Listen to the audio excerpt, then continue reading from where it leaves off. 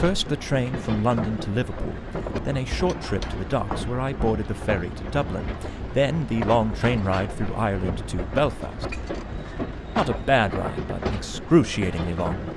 Check in at the guest house in the town proper, quick supper, quick sleep, quick breakfast, and a hop on the local train here to the Holland and Wolff shipyard. Fortunately, it was punctual. I was worried about being tardy for being 3 hours early. My darling Claire always said to me, "Robin, you better get out of the house right now and go be useful for someone." She always did lovingly encourage me to show up for work early and give my best effort.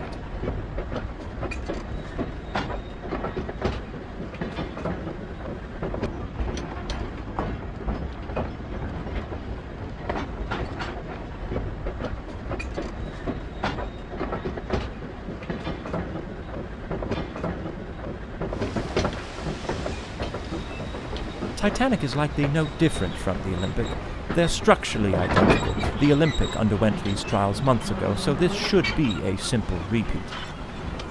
I board, observe her during the sea trials, vote aye or nay on her certification, and then I ride her back to Southampton.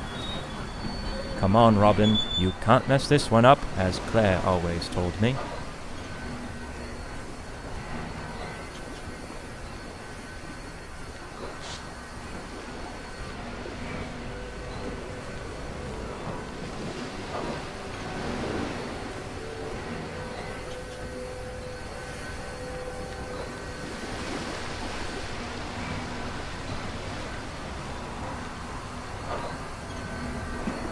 Let's look at the positive. The weather broke, and now I've been given the opportunity to board the Titanic advance of the trials. This gives me a bit of time to really admire the beauty of the ship before I have to scrutinize every last aspect of her functionality.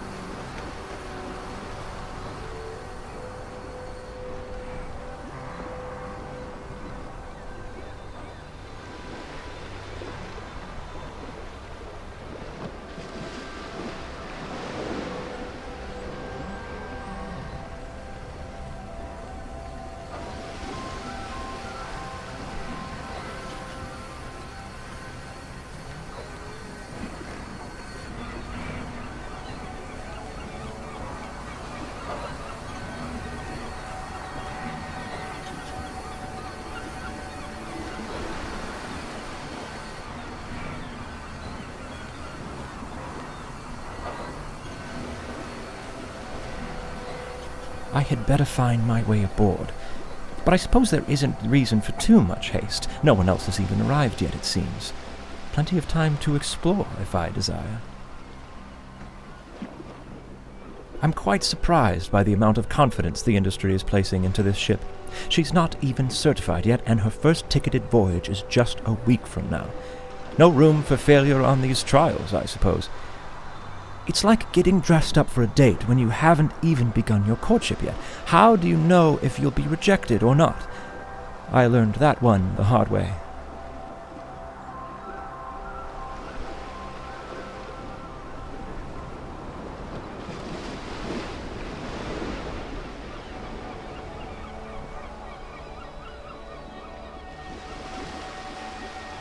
Belfast Lough is beautiful. With the hills around it and the morning fog, it reminds me of what I always imagined Puget Sound would be like. A man sure can make a living out in Seattle, if he can hold off the plague.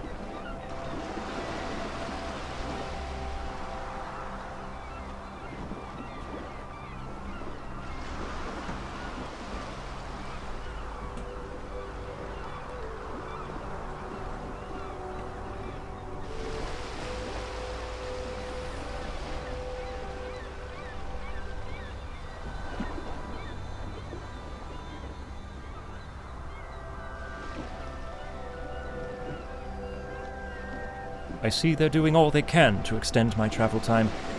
How do I find my way through this mess?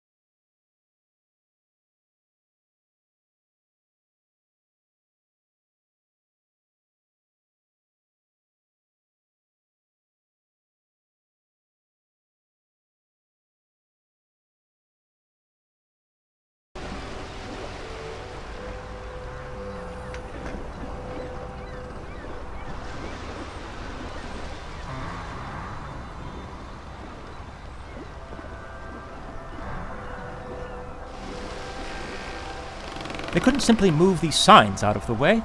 This vessel has triple screws. Yes, I feel the same way right now too, thank you.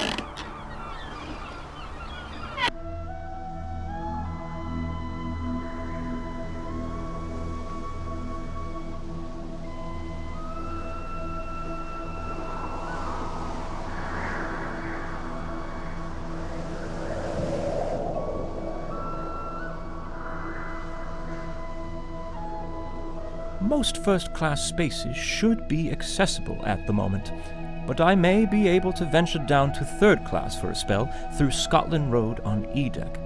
I believe I'm boarding before anyone else. Robin, right now you're the most handsome man on the Titanic.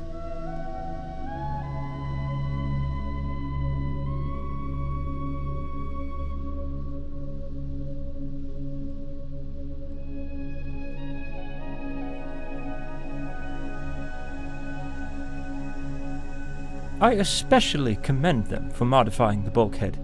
I never cared much for what was on the Olympic.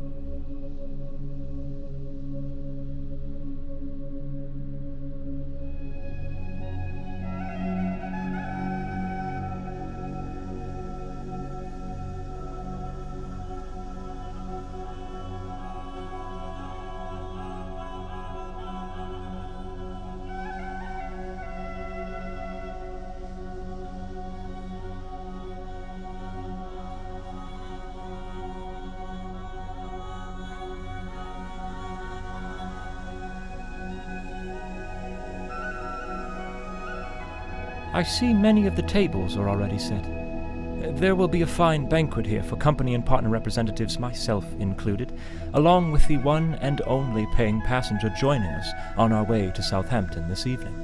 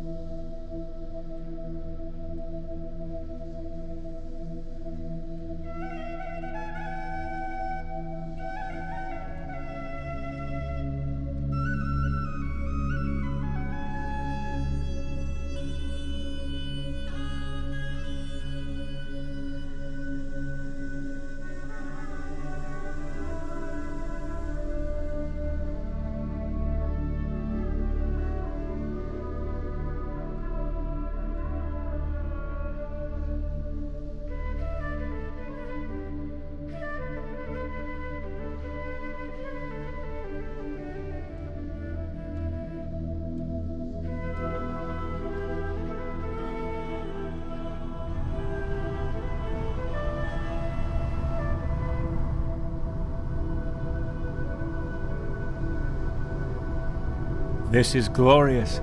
You can near well see half the length of the ship in this corridor.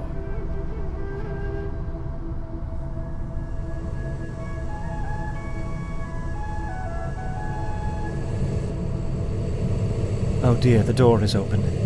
Perhaps I'm not supposed to look in here, but I can't pass up this opportunity for a little adventure. Where are the workers, Oh, though? if Claire were here now. Well, I to suppose see they're me likely being so firing up the daring. other boiler room.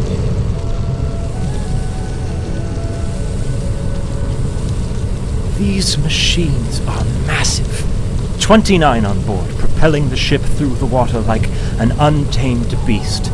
I anxiously await their performance during the sea trials shortly. Finally free and not held back from anything. No Mr. Tundry in sight. Just freedom.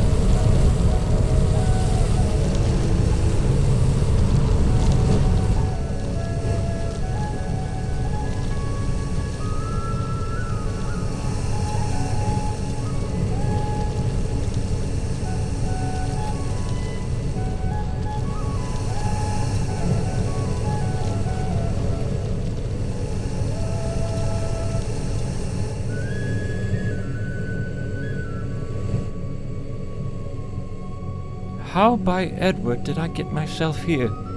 Climbing too high, I think. No, Robin, it's not your time to get your angel wings just yet. No, not just yet.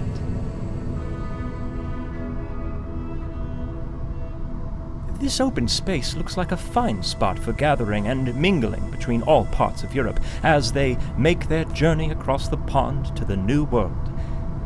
Perhaps a place on the West Coast, like Seattle.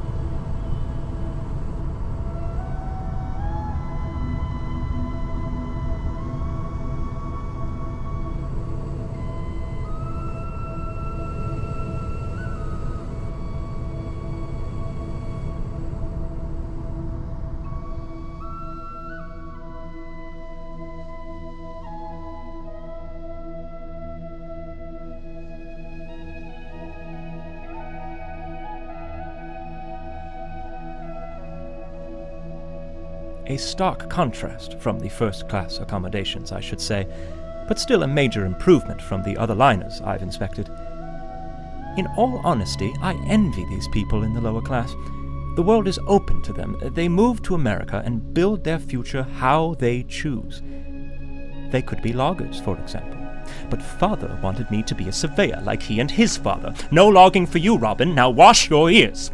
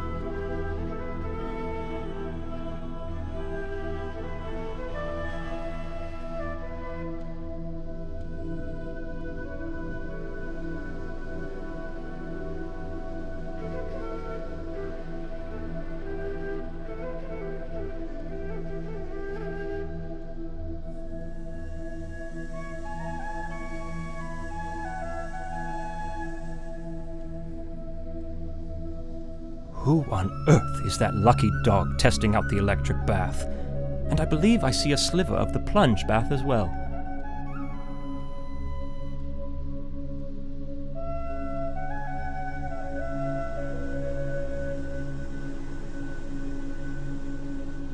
I'd hate to be quartered back here in such a cramped cubby, the walls bearing down on you like all the troubles, hopes, and deepest desires you dare not dwell upon.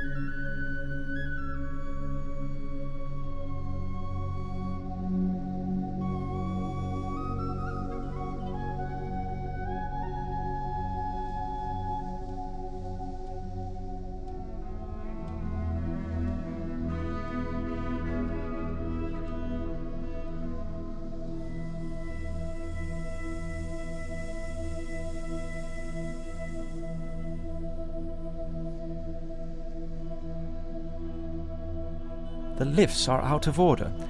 That's fine. Real men don't take lifts. Lifts are for women, Claire says. Robin, take the long way up.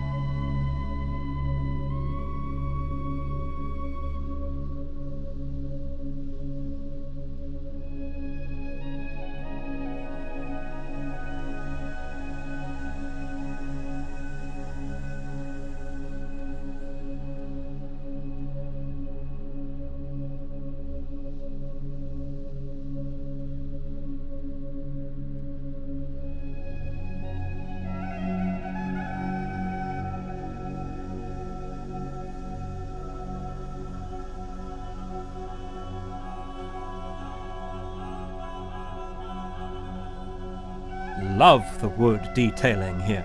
It's absolutely perplexing. Now that's a craft I can really respect. Lovely wood.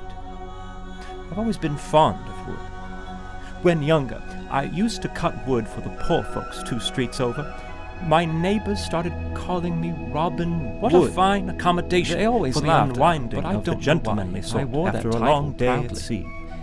If only it were open now, and there were men in there to socialize with, perhaps then I'd make some friends.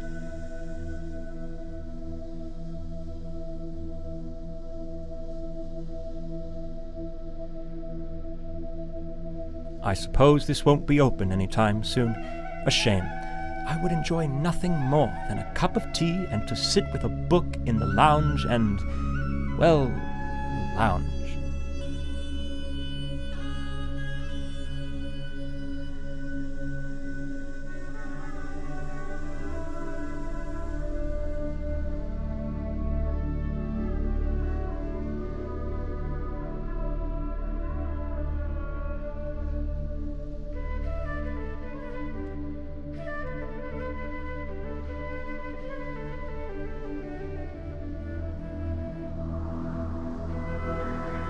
Really does remind you of Paris, though excepting the smell of overflown sewage.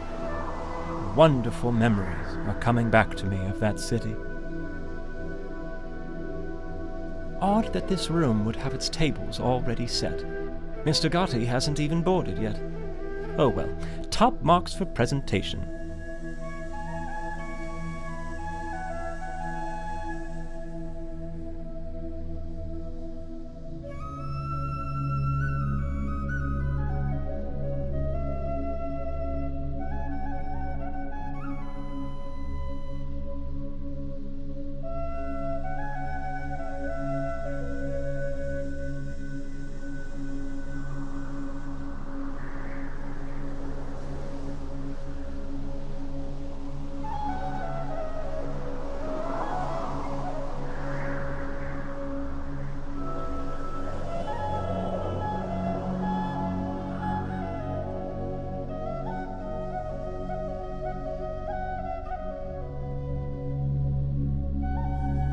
cabins upon cabins upon cabins upon cabins upon cabins upon cabins.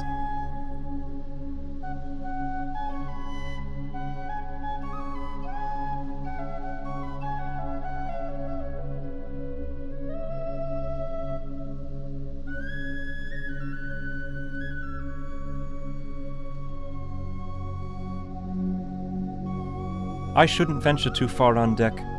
The Board of Trade members may board soon, and I'm expected to meet them.